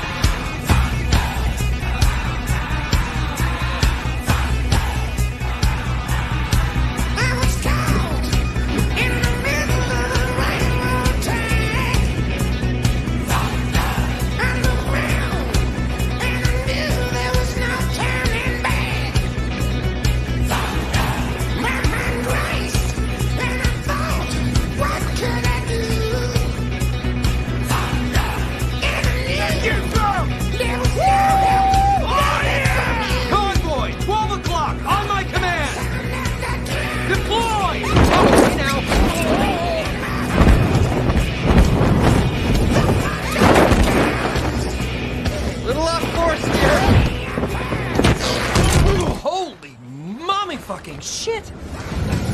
Oh, there they are. Look at these gorgeous sons of bitches. Yeah. So that's it for the show tonight, folks. Thank you for joining us. If you've made it all the way to the end, well, what are you waiting for? Go check out Otter's Amazon page, order his first book or the audiobook, and get ahead of the game for the Halloween release of his second book, Shadow of the Twin Moons. I got that right? Yeah. Okay. Do it. I wasn't sure. Do it. Get on it. And if you like the sketch here, I'll be posting it on Twitter. Make sure you follow me. All the links in the description. And I'll promo your Thursday stream with this sketch here because I'll be coming back and finishing her on Thursday. Finishing, listen, you know what I mean. Or do you? We'll have you. I could see her fitting in with the Mortal Kombat scene, and the announcer goes, "Finish her." Fatality. Definitely would. So that's shill time for us tonight. Obviously, Otter, I'll let you do the final shill. Let's start with your trailer beforehand because it's such an awesome trailer with Emily's music. And who did the video? Was it James or? Yeah, that was James who ended up doing the actual trailer edit itself, and I dare say he did a very fine job. Brilliant work. Let's dive into it.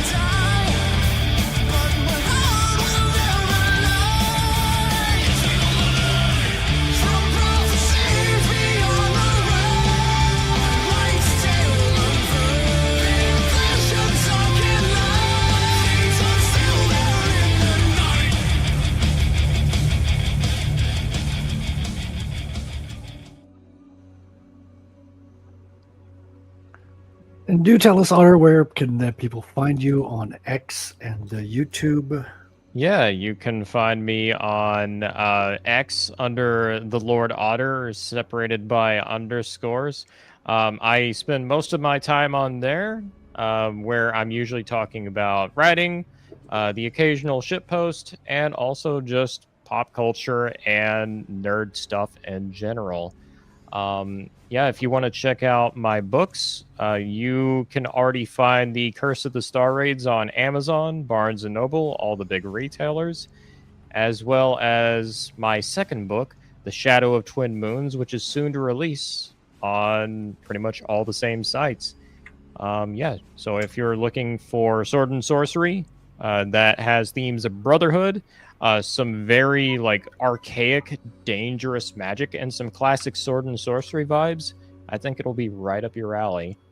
And yeah, I'm going to be doing a couple of streams later on in the week. Thursday is going to be the big release stream for the Shadow of Twin Moons, where I'm going to be doing some Q&A, also answering everybody's questions, probably fucking around a little bit with just kind of cracking some jokes as well. And then Friday is going to be the grand Halloween gaming stream, where it's going to be horror gaming, probably some choose your own adventure games as well. Lots of fun stuff. I'm sure I'm going to be raging a little bit at some of it, but all in good fun. Brilliant. Thank you very much again for coming on and telling us about your book and answering the questions and stuff. About your process, it's always fascinating to learn how creative people get things done and get the ideas they have in their mind out onto the paper, and the struggle they have to do it as well. Now give me fish. Exactly. So send some fish to Otter. You will get good books in return. Make sure the fish are fresh, though. Gets a little bit stinky in the mail. And yeah, that brings us to King Bob. Do you have any parting words, and where can people find you? I got the Substack at captainbob.substack.com. which is CPTBOB. There's no hyphens or anything, which is basically where I have my 4F foundation, which is the 4Fs that I think you need for a moral foundation for a person and a society. So check that out. And yeah, keep making good books, Otter, and we'll keep reading them. Brilliant. I shall try my best. Brilliant. And Wrangler, how about yourself? What are you working on, and where can people find you? I'm working on books 3 and 4 of the Bad Kitty series, but right now you can find me on Amazon with the first 2 books. They are up and ready to go. Check them out, Haley Star Bad Kitty and Bad Kitty Haley's World. They will hopefully in the next year or 2 be followed up by Mystified Investigations and United States Stellar Marshals. You can also find me over on Twitter under Frequency Studios. Well, at Frequency Studios, but without the first E in there. That was already taken. Also, my YouTube channel, my YouTube handle is at Wrangler212. So you do a channel search for that, and that'll pop right up. And you'll see me hanging out with most of the folks you see here tonight. And yeah, I think that's all the shilling I got for tonight. Excellent. And I've been your host, Frederic Guimont. I haven't promoted myself tonight, so let's give a good round of the trailer for Ratel before we go. Thank you all so much for coming on tonight. I really appreciate it. I especially appreciate Frederic Guimont. I'm just going to call him out tonight because, I don't know, I want to make everybody else jealous, and also he's got a great name. Thanks for coming on, everybody. Frederic Guimont. Okay, that is actually a really cool scene. I really like that. That's cool. Damn. That looks really cool, Frederic. Frederic, what are you working on right now, man?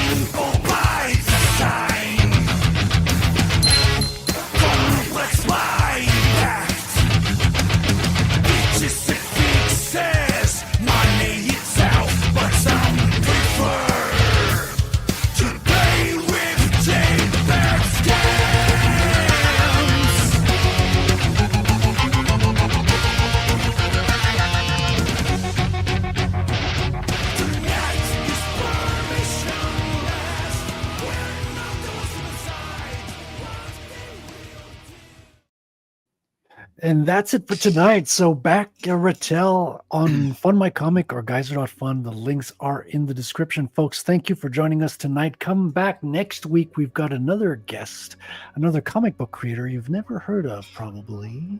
Ooh. At the suggestion of one of our viewers. So Sheldon suggested this one. So if all works out, we're going to have a great guest next week. And that's it for tonight. I'll see you next time. I'm going to leave you with another Sabrina clip, and then we're out. Good night, folks. Good night. Good night. Cheers.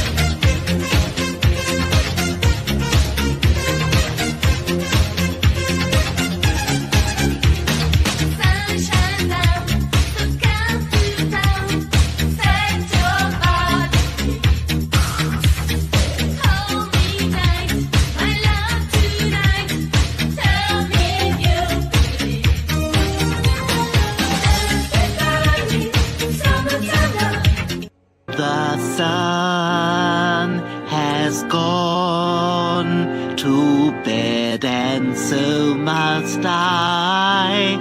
So long, farewell. Auf Wiedersehen, goodbye, goodbye, goodbye.